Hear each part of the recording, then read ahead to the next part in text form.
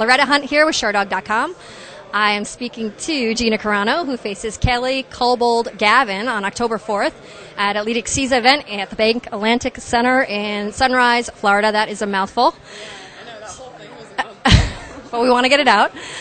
So what have you been doing since your last fight, since May 31st? Like, what has been happening in Gina Carano's life?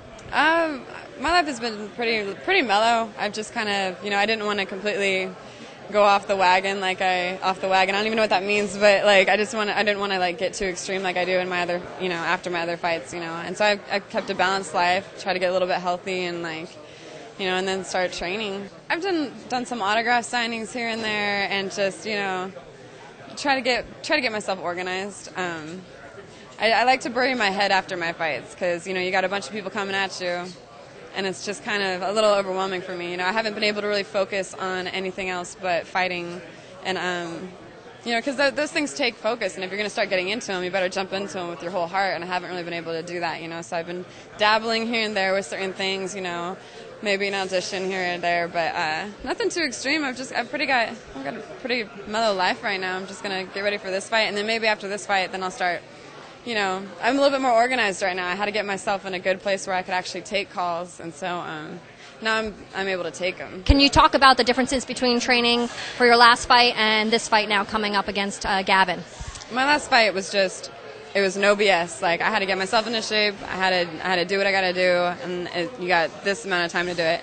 This fight, it's almost nice to have just that short amount of time just to focus and punch it out. So with this fight, it's good. I got a good training camp. I've learned a lot of things, and it's been just a completely different feeling about it. My last fight was just sprinting, and this fight has just been a long, it's been a jog sprint. So it's good. I think that's going to do good things for me and my confidence level. Sometimes it's just easier just to sprint and just know that there's the end, and that's what you got to do.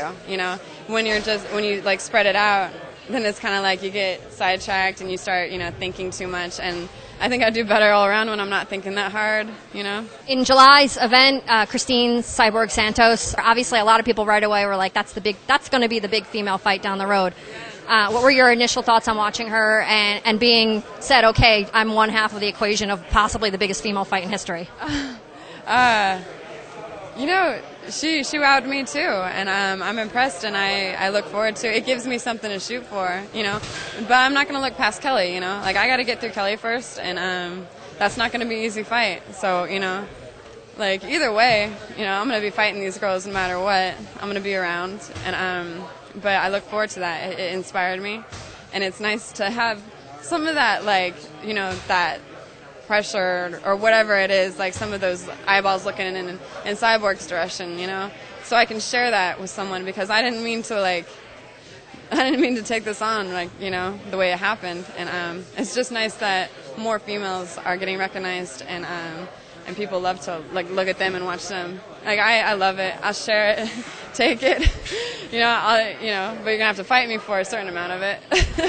What is the number one thing you did that you think really helped you in this training session you've gone through in the last few weeks? I worked on my all-around game, and I sparred, and I got my butt kicked, and I got my ass handed to me, and I think that being around all the guys in my gym too and watching them train for their fights, and I've actually felt like I've been more a part of the gym this time and the people in it, instead of just being kind of I'm going to come in here and train and keep to myself kind of thing. So and I know I can do that so much more.